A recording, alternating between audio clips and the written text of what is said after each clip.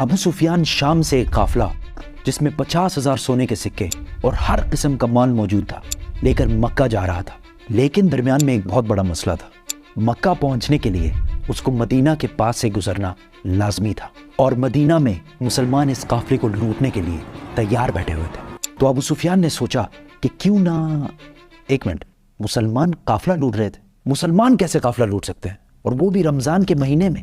اصل میں بدر کی جنگ سے 1 سال پہلے جب مسلمان مکہ سے ہجرت کر کے مدینہ گئے تھے تو وہ اپنے ساتھ کچھ بھی لے کر نہیں گئے تھے سوائے ان کپڑوں کے جو انہوں نے پہنے ہوئے تھے۔ مکہ والوں نے ان کو غصہ دلانے کے لیے ان کی ساری چیزیں، زمینیں، گھر سب بیچ دیے تھے،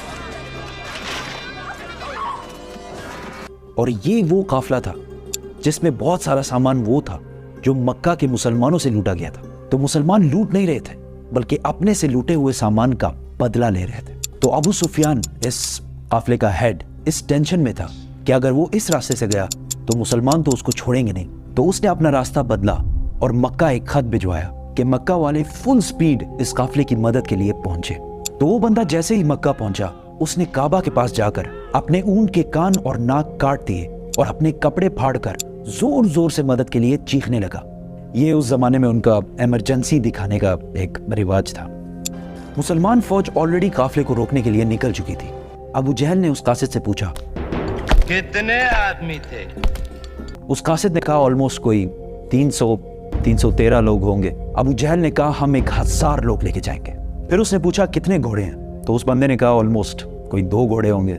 ابو جہل نے کہا ہم 100 گھوڑے لے کے جائیں گے۔ پھر اس نے پوچھا مسلمانوں کی فوج میں اونٹ کتنے ہیں؟ اس نے کہا کوئی 70 کیملز ہوں گے۔ We'll bring 170.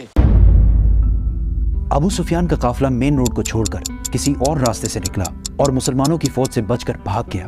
تو اب لڑائی کرنے کی کوئی ضرورت نہیں تھی کیونکہ قافلہ تو بچ گیا۔ The caravan is safe. So there is no need to fight.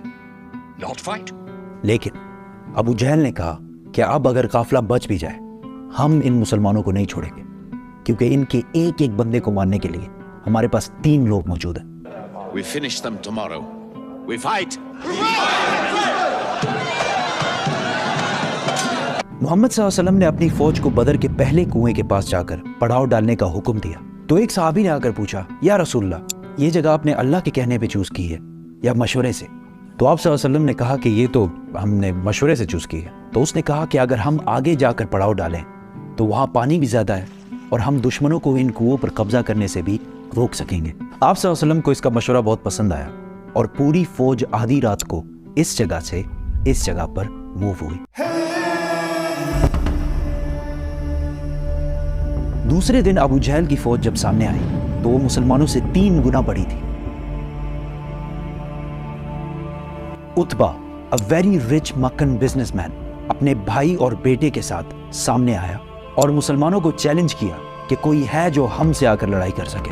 مدینہ کے 3 انصار ان سے لڑنے کے لیے سامنے آئے۔ تو عتبہ نے کہا یہ کون ہے؟ ہمیں اپنے بھائیوں کے سر کاٹنے ہیں جنہوں نے اپنے باپ داداؤں کے ریلیجن سے بغاوت کی ہے۔ حضرت حمزہ، حضرت عبیدہ اور 24 ایئر اولڈ علی رضی اللہ تعالیٰ عنہ سامنے آئے اور لڑائی شروع ہوئی۔ حضرت عبیدہ زخمی ہوئے لیکن عتبہ، اس کا بھائی اور اس کا بیٹا تینوں مارے گئے۔ عتبہ کا بیٹا حذیفہ جو کہ مسلمانوں کی فوج میں تھا، اس کے سامنے ہی اس کے باپ، بھائی اور چاچا کو مار دیا گیا، لیکن وہ مسلمانوں کی فوج میں ہی رہا۔